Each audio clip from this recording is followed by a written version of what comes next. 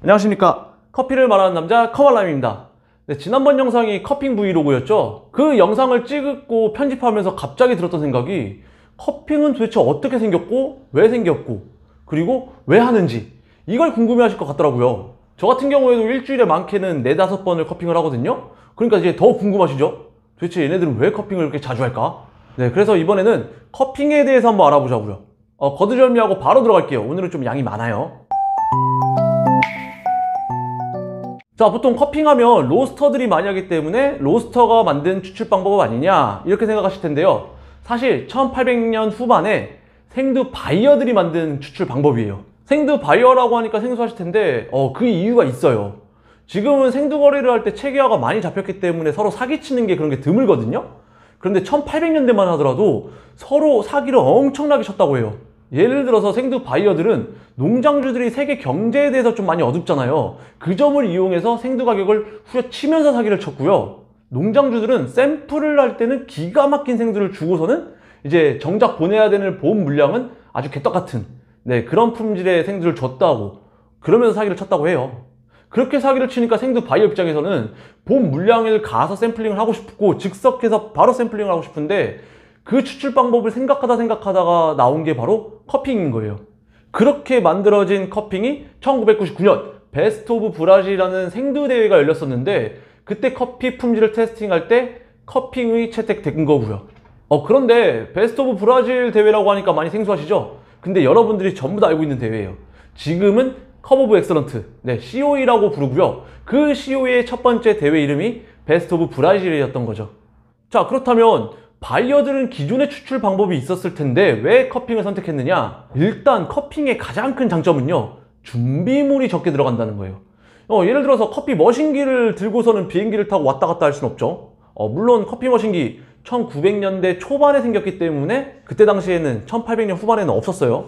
핸드드립도 준비물이 꽤 돼요. 드리퍼, 서버, 주전자, 그리고 필터, 여가지. 그렇게 4가지가 필요한데 커핑을 보면 밥그릇하고 숟가락 2개, 그게 끝이에요. 어떤 추출 방법 중에서도 제일 간단한 게 커피인 거죠. 만약에 바이어가 급하게 오느라 추출 도구를 놓고 왔는데 가정집이라든지 농장에 드리퍼가 없을 수는 있어요. 드립 도구가 없을 수는 있는데 밥그릇하고 숟가락 없을 수는 없거든요. 어느 나라든 어느 가정집이든. 그런 걸 보면 진짜 이제 접근성이 요인이했다는 거죠. 그리고 이게 제일 중요한 이유인데요. 본 물량 중 생두 포대 하나를 랜덤으로 뽑아다가 이걸 뜯어서 로스팅한 다음에 테스팅을 즉석해서 하고 싶은 거잖아요. 그럼 문제가 원두가 디게싱이 충분하지 않고 원두의 가스량이 엄청 많다는 거죠. 이게 또 추출의 변수가 될 수 있다는 거예요. 예를 들어서 커피 머신기나 핸드드립 같은 경우에는 위에서 물을 떨어뜨린 다음에 가압이나 중력을 이용해서 추출하기 때문에 원두 안에 있는 가스 양이 충분히 방해 요소가 될 수 있다는 거예요. 자, 그런데 커핑 같은 경우에는 분쇄된 원두에 물을 때려 붓고 담가버리는 형식이기 때문에 가스양에 따른 변수가 비교적 자유롭다는 거죠. 사실 가스 변수뿐만 아니에요. 추출할 때 변수들이 굉장히 많잖아요. 우리 핸드드립 대회만 봐도 알 수 있잖아요. 같은 원두라고 하더라도 바리스타가 어떻게 추출하냐에 따라서 커피 맛이 달라지고 그 커피 맛이 달라진 거를 평가해서 순위까지 매기잖아요. 그래서 커핑이라는 게 사람의 손기술을 최대한 억제하는 추출 방법이다. 이렇게 생각하시면 돼요. 한마디로 커핑 추출 방법은 커피의 쌩얼이라고 생각하시면 돼요. 바리스타라는 메이크업 아티스트가 커피를 화장해서 꾸미고 돋보이게 만든다고 한다면 커핑은 그냥 화장을 안 한 그 자체라는 거예요. 자, 이 정도면 커핑이 언제 어떻게 왜 생겼는지까지 아셨을 테고 이제 커핑 시연 순서와 용어에 대해서 알아볼게요. 자, SCA 기준으로 알려드릴게요. 원두 8.25g당 물 150ml를 넣고요. 이거를 비율로 어거지로 따져보면 약 1:18 정도의 비율이 나오고요. 물의 온도는 93도로 추출해요. 이게 레시피 끝입니다. 정말 간단하죠. 시연 순서도 사실 크게 어렵지 않아요. 문제는 이제 용어가 생소해서 어렵다고 느껴질 뿐이죠. 처음에는 당연히 샘플한 원두를 분쇄하겠죠. 그 분쇄하는 원두의 향을 체크하는 게 프레그런스예요. 그 단어가 좀 어려우면 그냥 편하게 드라이 아로마라고 부르셔도 돼요. 그런데 여기서 주의하실 점이 드라이 아로마 체크를 길게 하시면 안 되고요. 무조건 15분 이내에 끝내시고 물을 부으셔야 돼요.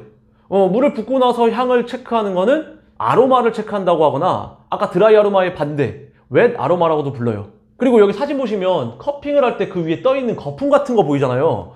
그걸 이제 크러스트라고 부르는데 물을 붓고 4분 뒤에 그 크러스트를 숟가락으로 이용해서 부셔줄 거예요.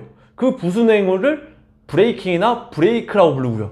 이 브레이킹을 할 때 향이 가장 많이 나오기 때문에 코를 가까이 대신 다음에 브레이킹 하시는 게 좋고요. 이 브레이킹이 끝나면 숟가락 2개를 이용해서 남은 크러스트하고 거품을 떠내는 거, 이걸 스키밍이라고 불러요.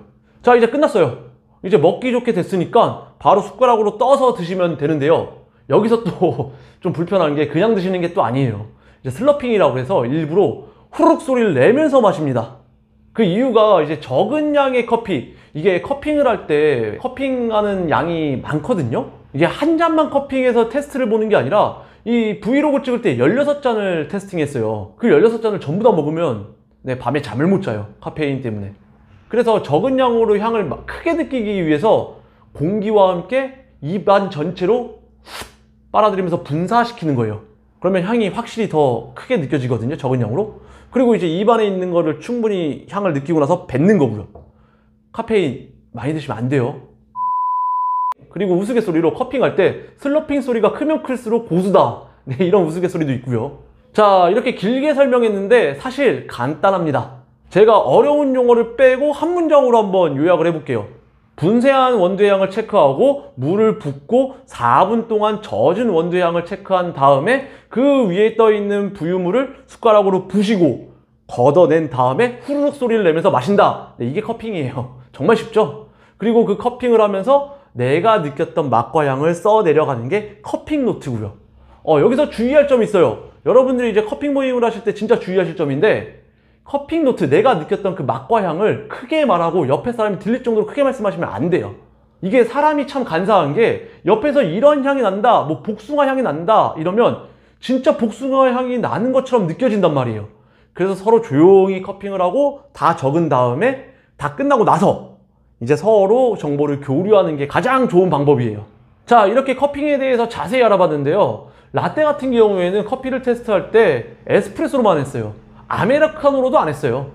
왠지 에스프레소로 해야 될 것 같고 그렇게 선배님들이 알려줬으니까 했는데, 한 번에 여러 개를 동시에 다발적으로 할 때는 커피만 한 게 없다고 이렇게 말씀드리고 싶고요. 원래는 커피 종사자들만의 전유물 같은 거였는데 지금은 퍼블릭 커피 모임이라고 해서 일반인들도 커피 모임 쉽게 할 수 있거든요. 찾아보면 근처에 퍼블릭 커피 모임 분명히 있을 거예요. 이 영상 보셨으니까 두려워하지 마시고 한번 찾아가 보셔서 커피 모임 즐겨보시길 바랍니다. 네, 저도 이제 코로나 시국, 이 시국 끝나면 커피 모임 좀 가지고 싶네요. 네, 지금까지 커피를 말하는 남자 커멀남이었습니다. 감사합니다.